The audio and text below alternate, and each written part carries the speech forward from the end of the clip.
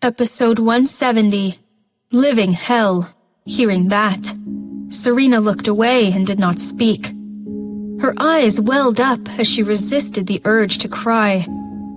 Jake looked at her deeply, released her, and said, "Do you still remember that you owed me something last night?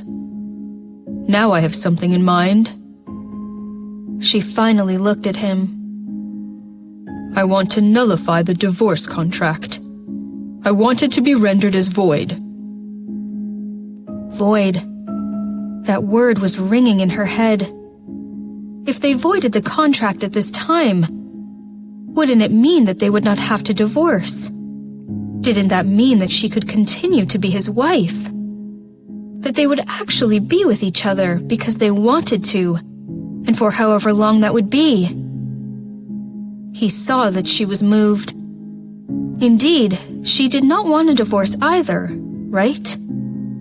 He suddenly thought of her look when they just got married. Her love for him, her complicated emotions and fear were all crystal clear. So what had happened? Now she looked at him with mockery, contempt, and dim hatred. Recognizing that the love from her eyes had now disappeared, Jake felt at a loss. He still had no idea what he had done wrong. However, he did not want to let her go or have a divorce. Covering her face with his rough hand, he brushed her skin with his thumb and whispered, "Let's void the contract and start over. Shall we?" He meant it. He looked so pure that her heart thumped. However, could she do this? No. Serena rubbed her eyes and sneered at Jake. "You really think I'm that dumb?" The divorce contract was the only thing that was giving her the initiative. If she lost this only chip, she would be faced with endless torture.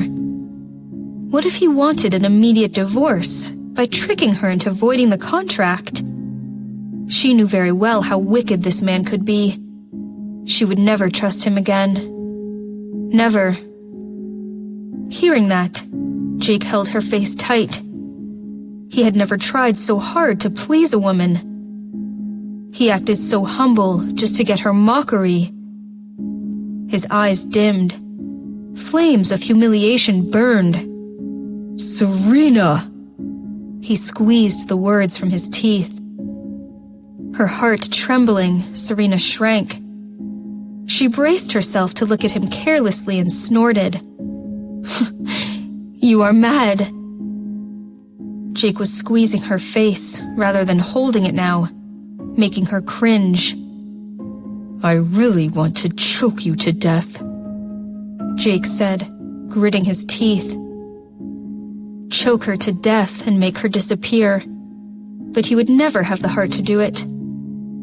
Serena gritted her teeth and looked at him anxiously. Jake screwed his eyes shut and pushed her away. Throwing the red booklets on the floor, he got out of bed and walked into the shower. Hearing the water running, she collapsed on the bed, letting out a sigh of relief. The one thing that scared her the most was his anger. In both lifetimes. Fortunately, she survived this one. A ring of teeth marks were imprinted on her collarbone. Serena touched it and felt the sting. During their moments of passion, he had bit her hard.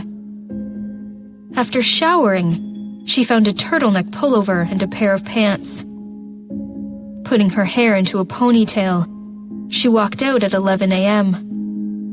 Immediately, she saw Jake walking out of Grandpa's room. Seeing Serena's refreshing look, Jake gazed at her for a second before he quickly walked toward the gate. She stopped as he brushed past her, feeling extraordinarily calm. When he left the living room, his phone rang. She noticed that he seemed to have a new phone.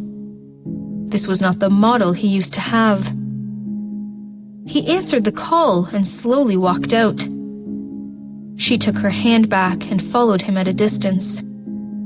For whatever was said over the phone, Jake seemed to be in a weird mood. He said, "Make sure you keep it safe." He immediately drove away, not meaning to take Serena at all. Serena did not want to get a ride from him either, so she hailed a taxi on the street and told the driver Travis Green's house address. However, she still felt something was wrong. What was he trying to keep safe? Lila Cox's baby? Or worse, Lila herself? Serena's heart was wrenched. With some thought, she eventually told the driver, "Sir, please drive me to Barton Hills." The driver looked a bit impatient. "Why didn't you say it earlier? Now we're in the completely opposite direction." Although he was complaining, he still turned the car around and drove towards Barton Hills. When they approached the house, Serena immediately saw the low-key but luxury black Maybach. Although she had expected it, she was still disappointed.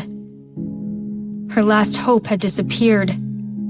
The reality had taught her a lesson by slapping her in the face.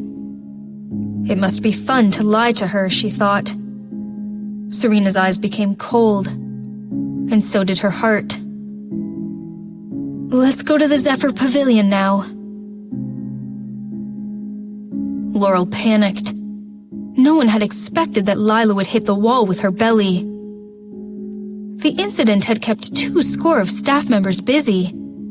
However, Laurel was someone who had been through a lot. Worse things had happened in the house. She sent Lila back to her room and called the doctor in an organized manner before she called Jake. Lila had thought that they would at least send her to a hospital. In that case, she could naturally get rid of the baby and tell people that she was imprisoned.